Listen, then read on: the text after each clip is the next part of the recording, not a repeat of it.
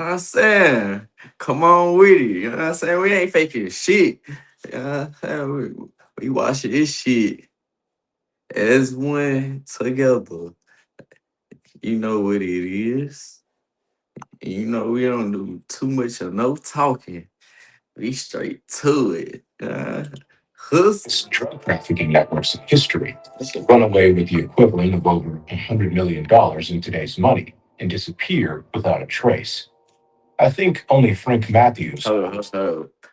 I almost forgot. My bad, my bad. The drug lord who vanished with over 100 million still missing to this day. To this day. To this day. You know what I'm saying? But we straight into it. Let's get it. That secret. Ranked by the DEA as one of the top 10 drug traffickers in U.S. history, That man named Frank Matthews. Hey, he pimping though. Hey, quit playing. Frank Matthews has had an incredible story, Quit playing yet with that few bull. people talk about it. Based in Brooklyn in the 60s and 70s, this young African American gangster, in his 20s at the time, was indeed at the head of one of the greatest criminal empires this world has ever known. His fortune was estimated at $300 million. Okay, all right. What's that? 300 million? Boy. I mean, ain't nothing like the sound of a money counter. It's 2 billion today. A colossal fortune acquired through the sale of heroin and cocaine throughout the eastern United States. A network that was totally independent of mafia control, which was extremely rare for an African American gangster. And I'd like to say for an American gangster at all. By freeing himself, that boy, big drug lord. What the fuck? That boy had that. He had that shit moving. There you go. That boy control the traffic for real. Hey, no. But I ain't gonna pause it no more. I'm gonna let that be the last one. mafia, Frank Matthews had done better than his predecessor, Bobby Johnson, but also better in terms of fortune than Frank Lucas, the heroin dealer popularized by the film American Gangster. But then again, Maybe. few people seem to know about this. No doubt Hollywood didn't want to popularize a criminal who had managed to beat the system. Because can you imagine a gangster movie with the thug running off with the money at the end? Because that's exactly what Frank Matthews did, even though he was supposed to appear in court, disappearing from the face of the earth just like that, with his girlfriend and over $100 million in his pocket. A completely surreal and enigmatic end to a criminal career. In short, a mysterious gangster who certainly deserves to have his story I told. ain't gonna lie, that shit crazy. What is it? The intro? Go straight into this motherfucker, baby. Come on. Get exclusive Combat 2 wallpapers for your PC.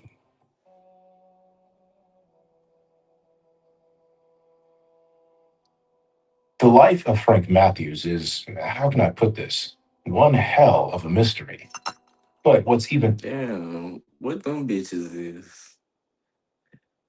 Them bitches coming off at the toe.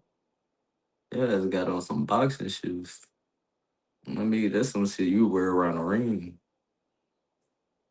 Everybody go, more of a mystery is his youth, about which we really know very little.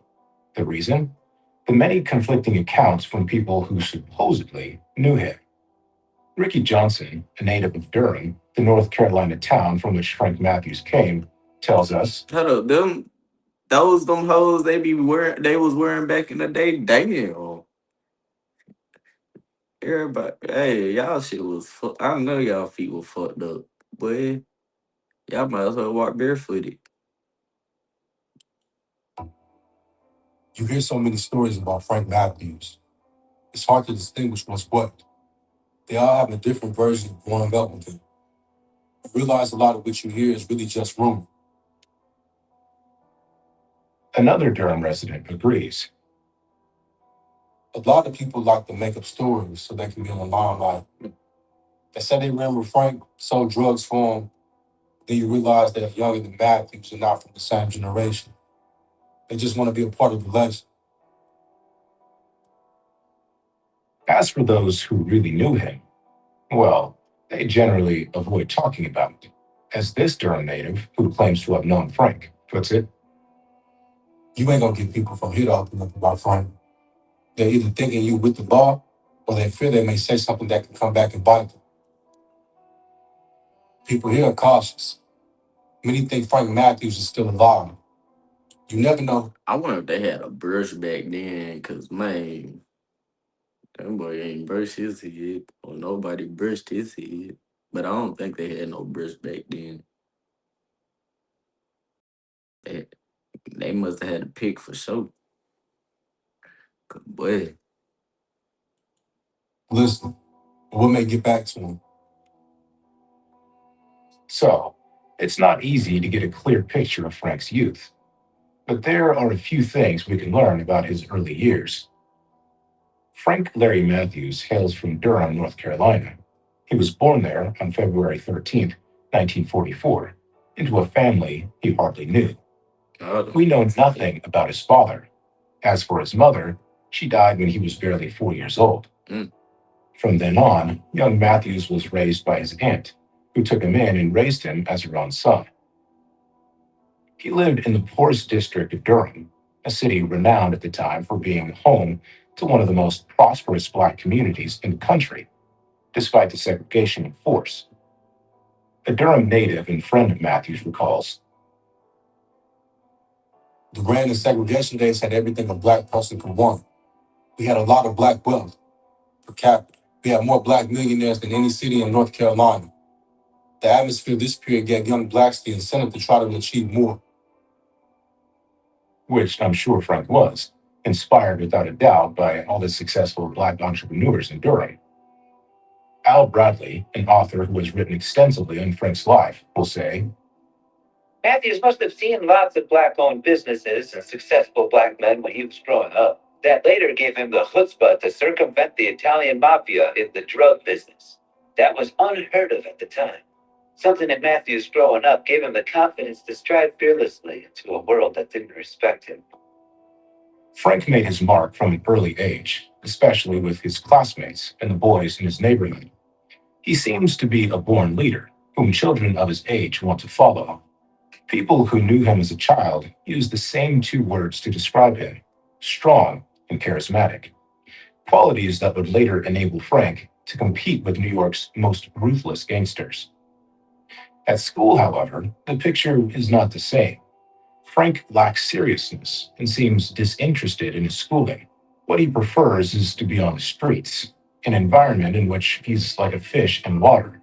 No wonder he dropped out of school at an early age. All he wanted to do was make money, as one of his childhood friends recalls. Even in those days, he was all about money. Frank was a hustler. that's crazy. Frank Matthews could also be generous to his loved ones. On the other hand, you didn't want to mess with him because he could also turn violent, as another of his comrades points out. Frank was a natural who would fight anybody over anything. He could, however, be aloof and reserved, as this other friend reveals. People bragged that they knew Frank, but they didn't really know him. You could never really get close to Frank. As a teenager, he became the leader of a gang in which he was involved in several petty crimes, including the theft of chickens from a local farm, which led to his arrest at the age of 14.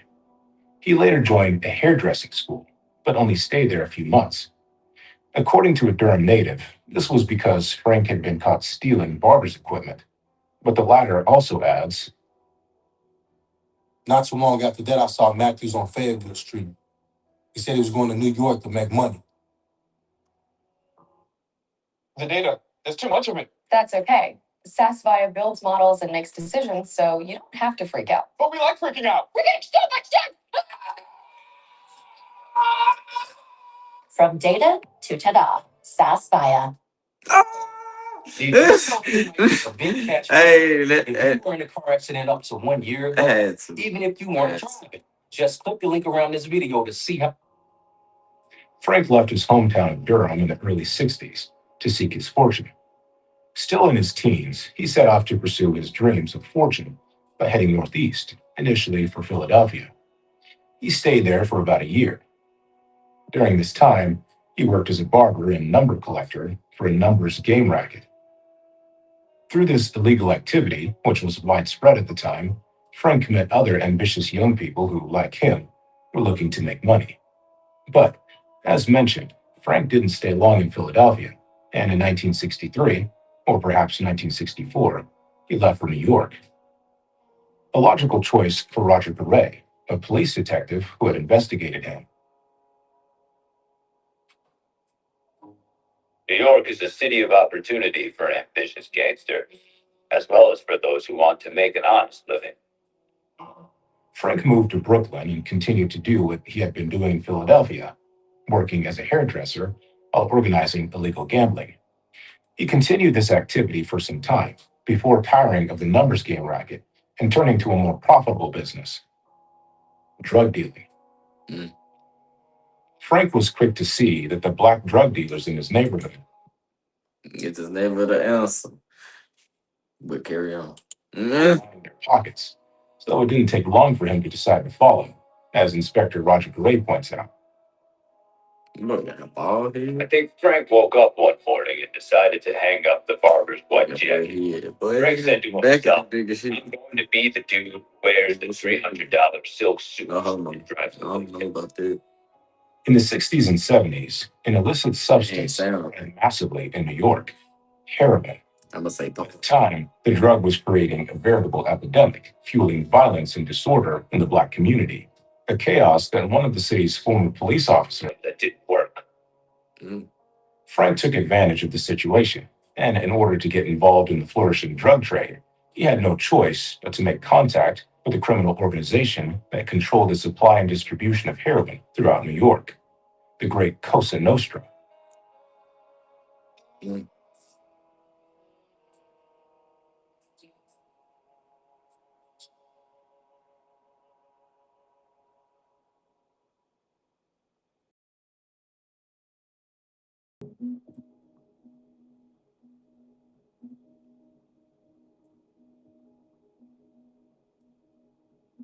In the 1960s, the drug trade on the U.S. East Coast, and particularly in black communities, was controlled by New York's five major mafia families: the Gambinos, the Lucchese's, the Bonanos, the Genoveses, formerly Luciano, and the Colombos, formerly Profaci. For a time, the trade was dominated by Jewish gangsters, notably Arnold Rothstein, an organized crime figure who, as early as the 1920s, had grasped the lucrative potential of this illegal trade, helping to organize and expand it in Uncle Sam's country. Then, in the 1930s, the Italian mafia, seeking to diversify after Prohibition, joined the Jewish underworld in drug trafficking before monopolizing the market in the following decade. After the Second World War, heroin, which the mafia trafficked, was imported from Italian refineries. These refineries That shit so crazy. They mobbing for real. I ain't gonna lie. That shit different. Nigga move up on your ass. closed after the Nigga move up on your ass with a suit on. Italian government decided to ban heroin manufacture in the early 50s. Left with no choice, the mafia looked for other sources of supply. And it was here that the French Connection was born, with the establishment of an even more sophisticated smuggling network in which opium was cultivated in Turkey, then sent to France for processing in clandestine laboratories, and finally distributed throughout the United States. This network, which thrived in the 50s and 60s, enabled the American mafia to continue trafficking drugs in the United States and New York. To penetrate this market and start selling his first kilos of heroin, Frank Matthews had to go through the Cosa Nostra. He did this by trying to form a partnership with the Gambino and Bonanno families, but for one reason or another, they turned it down. Many would have been discouraged by this refusal, but not Frank. He was young, ambitious, and determined to make his mark in the dope business. So he persevered until he found another opportunity. An opportunity that came from Spanish Raymond Marquez, an acquaintance of Frank's known at the time as the king of the underground lottery in Harlem. He had connections, which he passed on to Frank, putting him in touch with a Cuban gangster by the name of Rolando Gonzalez Nunez, a major cocaine supplier who, in the 1960s, was one of the biggest coke dealers in New York. before fleeing to Venezuela because of legal problems. Frank gets in touch with Rolando and the deal is sealed. He buys his first kilo of cocaine for $20,000. The relationship quickly developed into a drug trafficking network. The Cuban drug trafficker regularly sent him large shipments of cocaine and heroin from South America, and Frank expanded his business by reselling the product in New York. And it didn't take him long to make his mark, becoming one of the city's biggest drug dealers in just 1 year. Imagine being able to build an app with your name on it just by thinking about it. Meet Base 44. Boy, that shit wild as a motherfucker, boy. That shit, you getting that bag, you getting them loads off. At the time, Venezuela was one of the Latin American countries where the Cosa Nostra was established. For drug traffickers, it was a strategic location, particularly thanks to its geographical proximity to the United States. An ideal base, which the French Connection used to transport its heroin to Latin America and distribute it to Miami, one of the main points of entry to the United States for drug trafficking. The Corsicans, with their ability to infiltrate and corrupt governments, were responsible for transporting the drugs to Venezuela. Then the Cubans would send the heroin to the United States before it was distributed throughout the country, including New York, where Frank, thanks to his collaboration with the French Connection and the Cubans, had become one of the city's biggest dealers. His network with the French Connection and the Cubans was paying off handsomely, although Frank knew he had to diversify. To do this, he set out to find new sources of supply and was prepared to do business with anyone as long as the product was pure enough. Matthews was always willing to pay premium prices for multi kilo shipments of pure heroin, if that was the best he could find. In the end, Frank was just the opposite of La Cosa Nostra, who sold its drugs at exorbitant prices with no regard for the quality of the product. And so it wasn't long before his network expanded even further, supplying drugs to nearly 21 different states, particularly on the east coast of the United States. It never reached California, but in time, it certainly could have taken over the whole country, as U.S. federal prosecutor William Callahan reports. If Matthews' waves had been clipped as they were in 1972, he would have eventually dominated the national scene, and then he would have become a truly international kingpin. I think Matthews was so ambitious that could have been his ultimate goals. Frank Matthews' profits from heroin and cocaine trafficking were staggering. It is said that he made up to $600,000 a day, and that his fortune was close to $300 million, the equivalent of $2 billion today. A fortune he amassed in this. That shit crazy. 3 billion? What the fuck? That fool going dumb? Ain't lying. Space of just 4 years. According to Liddy Jones, a former associate of Frank's, no gangster in New York at the time earned more money than him. The Italian mafia made a lot of money. So dumb on that motherfucker, More boy. than the mob. Liddy Jones then recounts this anecdote from the early 70s. I had a good friend who said she knew somebody in Brooklyn who could give me all the smack I needed. My friend was tight with an associated firm. I asked for 5 keys and got it for 22,000 a key. I began making real good money from my connection with Frank Matthews. I learned I wasn't anything special. All the top drug dealers along the East Coast were getting their dope from Frank. It was amazing to make a deal with him. He never really counted the money. You could have shorted him thousands of dollars, and Frank wouldn't have known. 5 years after his arrival in New York, Frank Matthews had become the biggest drug baron in the city, even though he was barely in his 20s. He had created his own drug trafficking network, completely independent of the mafia, which was quite a feat for an African American gangster. At the start of his criminal career, Frank Matthews was rather reserved in his lifestyle. He lived in a modest flat and didn't seem to do anything crazy, as Rick Talley, a former New York drug dealer who Frank in his late 60s, recalls.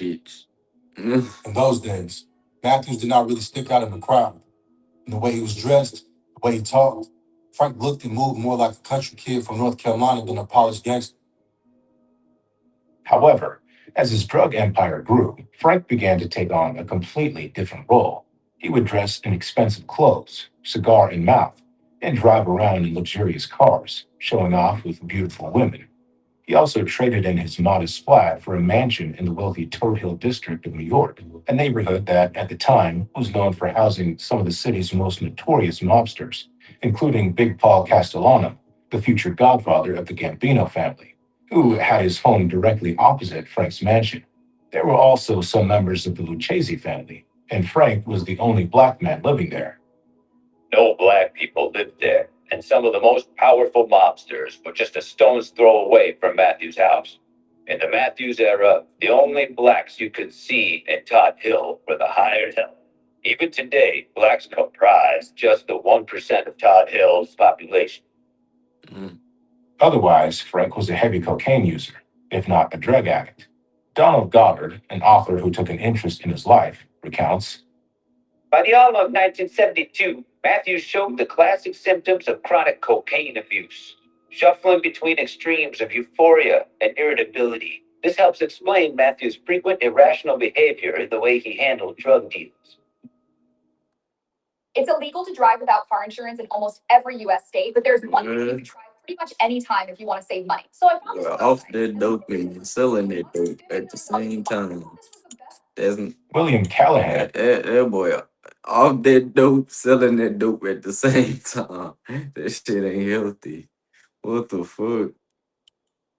the federal prosecutor who What investigated the the fuck? Matthews case, adds, during the course of our investigation, we learned that he had a rapid, irregular heartbeat. So by abusing cocaine, Matthews was risking his health. An addiction that didn't stop him from continuing to expand his empire and amass even more money. It's amazing to see what he did as a self-made man and how he built a criminal empire on his own. I think the only people in organized crime history comparable to Matthews are Lucky Luciano and Pablo Escobar. Mm. Frank can indeed be compared to Luciano and Escobar in the sense that, like them, he was the organizer and master of ceremonies of summits between kingpins. One in Atlanta in October 1971, during which he invited the country's biggest African American and Hispanic drug traffickers with the aim of improving the distribution of heroin and cocaine. That shit hurt. And the other in Las Vegas the following year, during the fight between Muhammad Ali and Jared Corey, a meeting where similar topics were discussed, such as the need to establish stronger independent relations with the Corsican and Cuban mafia in order to free themselves from the control of the Italian American mafia. An American anti drug agent recounts, when we began checking out the license plates and the intelligence on who was in attendance, we could see it was a meeting of the who's who of black organized crime. Matthews was the reason they came. At the time, he really was the country's biggest black kingpin. Mm. It was then that the authorities began to take closer interest in him.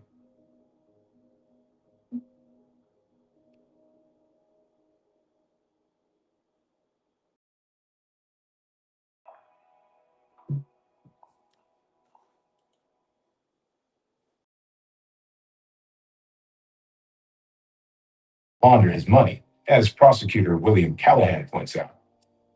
We heard Frank would take duffel bags full of cash to a casino and give them to a cashier. The casino would take 15 to 18% for laundering his money. The strange thing was that the authorities didn't even have him on their radar.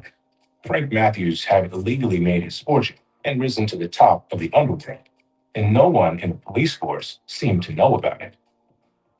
In 1970, Matthews' name did not appear on any of the major criminal violators lists kept by the authorities. He was a non-entity. In fact, it wasn't until shortly after the Las Vegas summit in 1972 that the police finally started tapping his phone. It was the investigative group known as Group 12 that took a serious look at his case.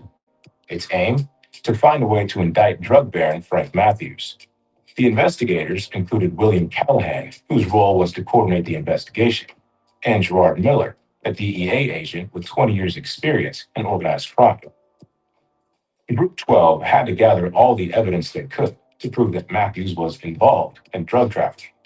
Not an easy task, given that Frank's only criminal record was for stealing chickens. Besides, Gerard Miller couldn't understand how such an influential drug trafficker had managed to escape the vigilance of the police so far.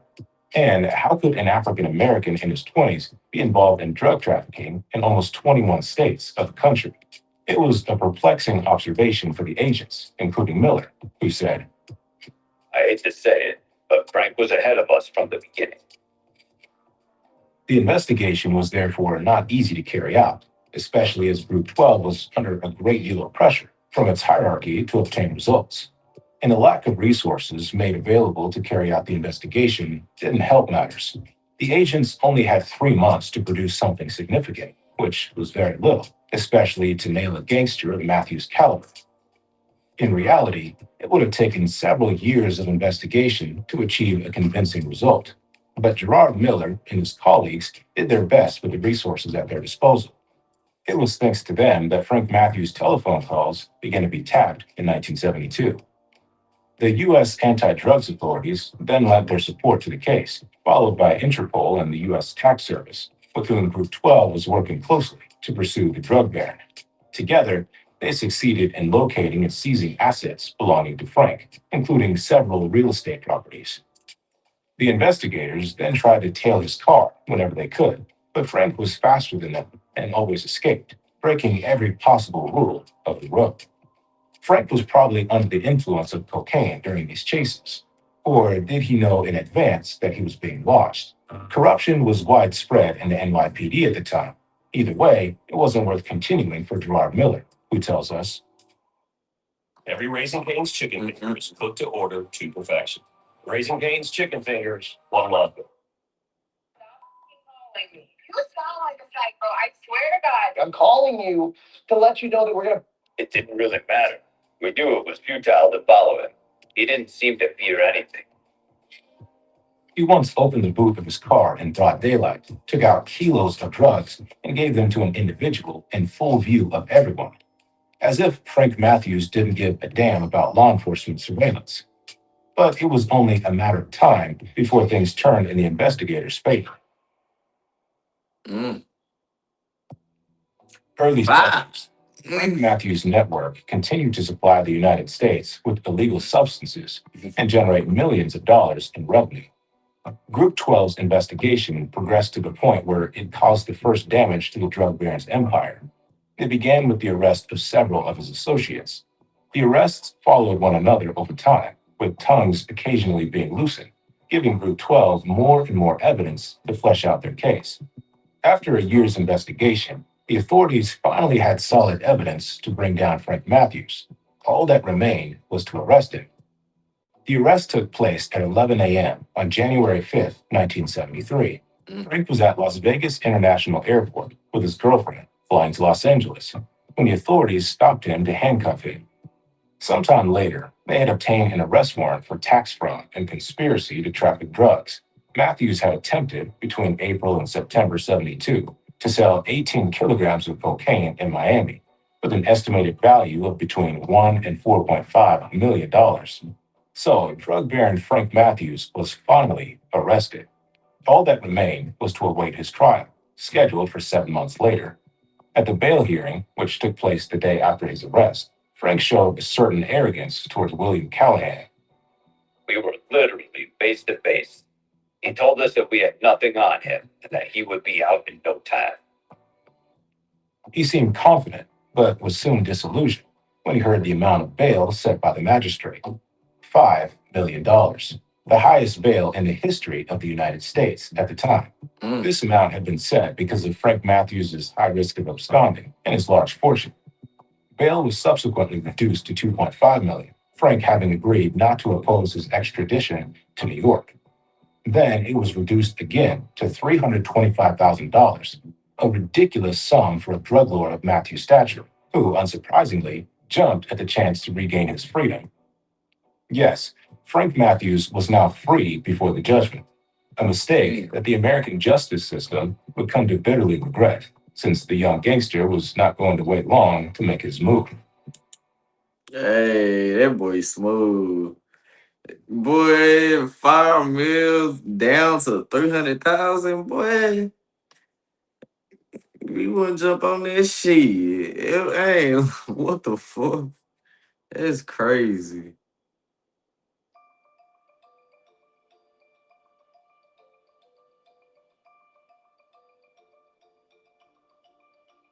I gotta make it. Frank had regained his freedom and was once again at the head of his criminal organization. For the investigators, this made it difficult to keep an eye on him before the trial. Police Inspector Roger Gray testifies. Couldn't keep tabs on Matthews. We were stretched thin and simply didn't have the manpower to watch him 24/7. All we could do was hope and pray he would keep showing up in court. Hope was all that police had, because in the end, there was nothing to stop Frank Matthews from taking his belongings and disappearing with all his fortune. Mm. It has to be said that he was facing a life sentence, and that in any case, the heroin market was increasingly unstable because of the gradual dismantling of the French Connection.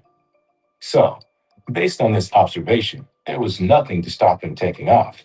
And that's precisely what happened on July 2nd, 1973, when the accused Frank Larry Matthews never showed up for the trial that was to send him to prison.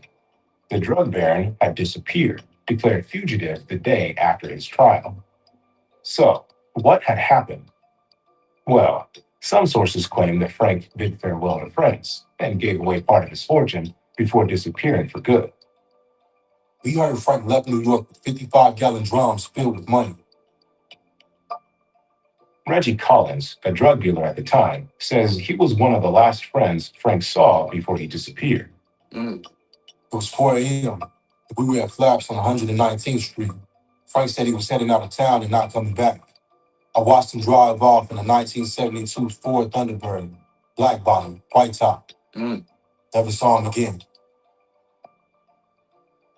Frank Matthews is said to have fled, but not alone, it seems, as his mistress, Cheryl Denise Brown, is also nowhere to be found. She had disappeared at the same time as Matthews, which suggests that the two ran away together.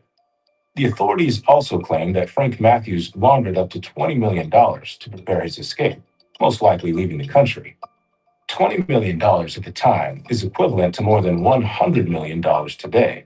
So that's quite a lot of money. The DEA offered a $20,000 reward to anyone who could help capture him. This was the highest reward since the one offered for John Dillinger in 1931. The authorities put out thousands of wanted posters across the country, receiving numerous calls from people claiming to have seen the fugitive. Unfortunately, these leads went nowhere.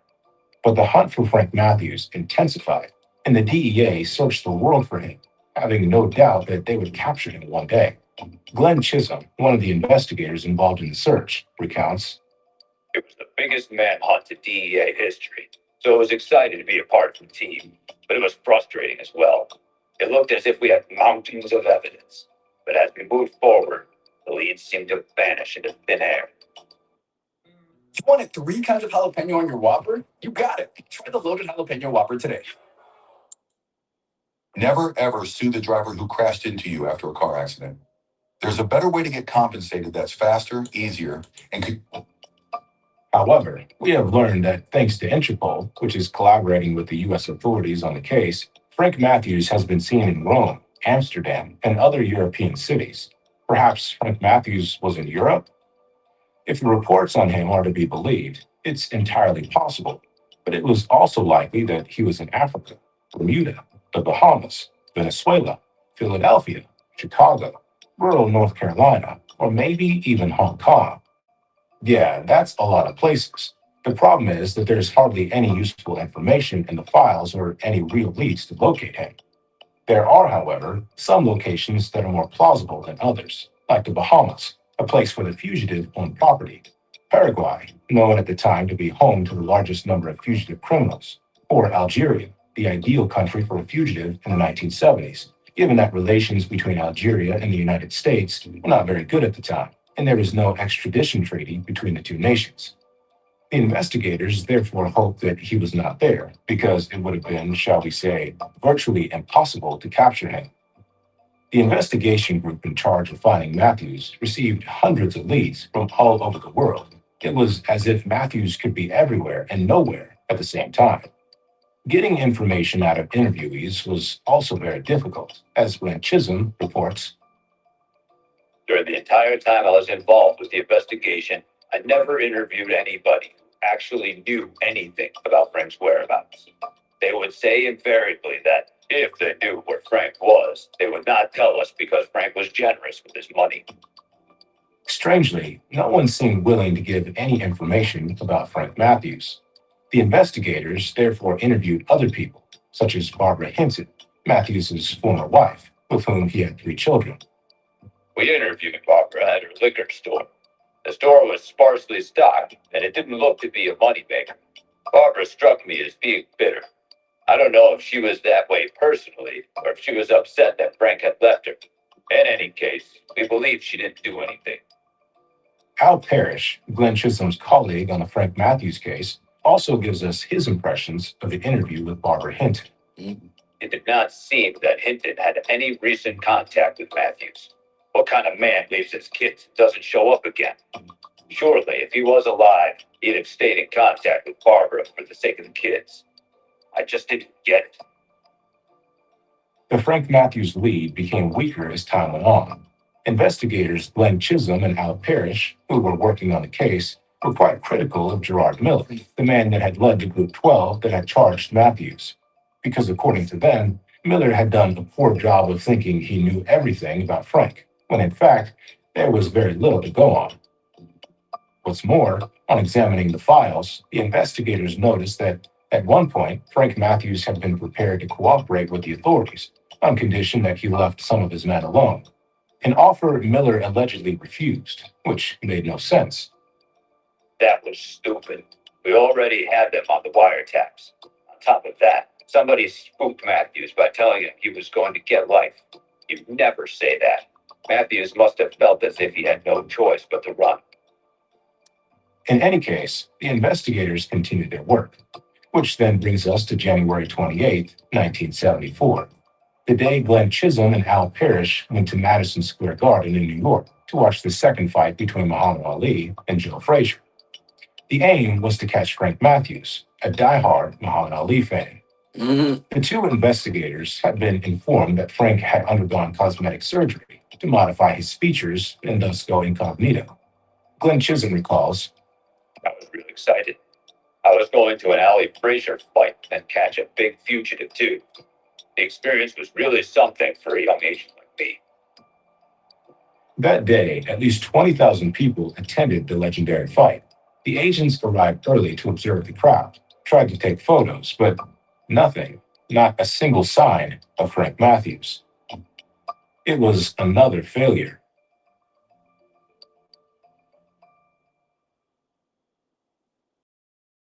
A year goes by, and the investigation group, which includes Glenn Chisholm and Al Parrish, has not made one iota of progress. It turns out that the investigators had spent an enormous amount of time looking for clues, examining the slightest piece of evidence, traveling across the United States and abroad to follow up potential leads, and in the end, had achieved very little. In the end, they knew as much about Matthews' disappearance as they did at the start, a status quo that prompted the DEA to disband the investigation group. We felt like we had wasted our time and had gotten nowhere. The DEA didn't have its act together. Get exclusive Mortal Kombat 2 wallpapers for your PC. The investigation That boy made their ass disband. was then handed over to the U.S. Marshals, who took up the case from scratch, given the paucity of information on the fugitive. But here, too, as time went on, leads became increasingly scarce. The DEA, which had kept the Matthews file open and continued the search, then saw a new generation of agents arrive in the following decades, who certainly knew Frank but had other things to worry about. This was a time when major drug traffickers in Colombia and Mexico were monopolizing all the attention of the American authorities, and the Frank Matthews case was no longer the DEA's priority. So, the U.S. Marshals took over the case and tried to locate him themselves, but it was always the same scenario.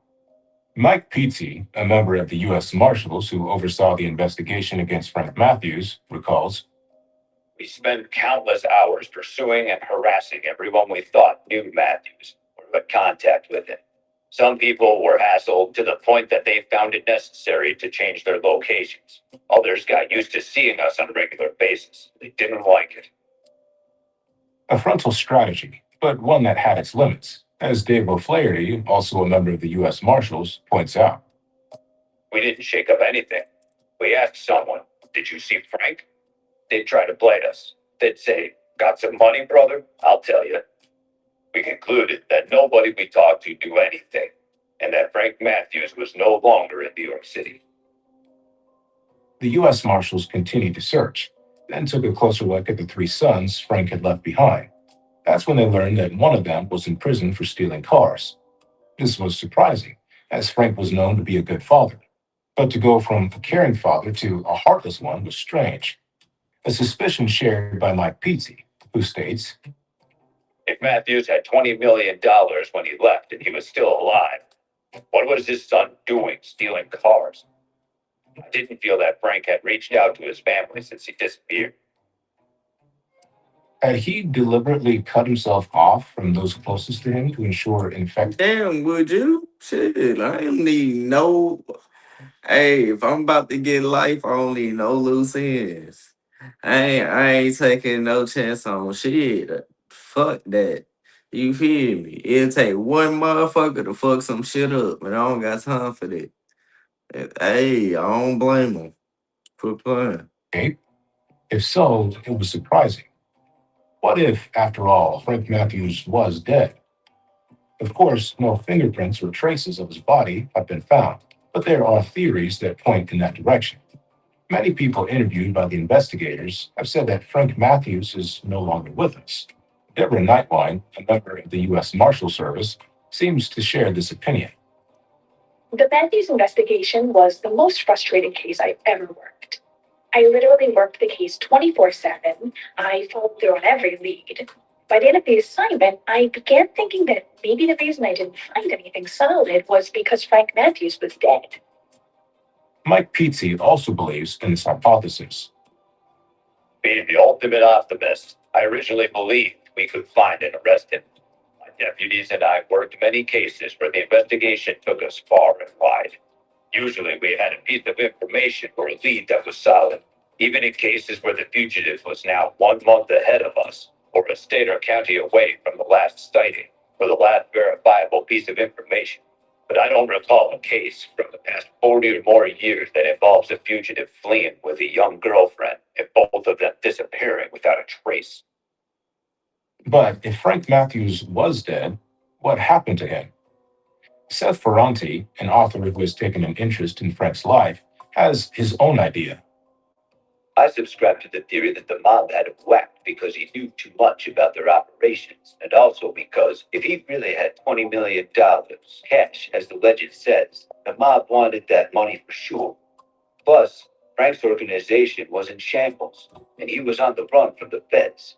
Whether arrested, indicted, or in jail, Frank didn't have the justice he once had, so it was easier for the mob to move on him. I believe that is what happened. Frank is sleeping with the fishes somewhere. Applause. It's crazy. I ain't gonna lie. That's the Jordan who vanished with over 100 million. 100 million. 100 million. Damn, boy. That shit crazy. But that probably he might have I don't know. Hey, erase that boy. I ain't gonna lie. But it's in another video here. You know what I'm saying. Y'all be blessed. You know what I'm saying? I don't know what time, what day this shit gonna come out, or when it's gonna come out, or when I'm gonna finish editing this motherfucker for it to come out. But it's gonna come out. But y'all be blessed for the rest of the day, whether it be the morning, the afternoon, or the nighttime.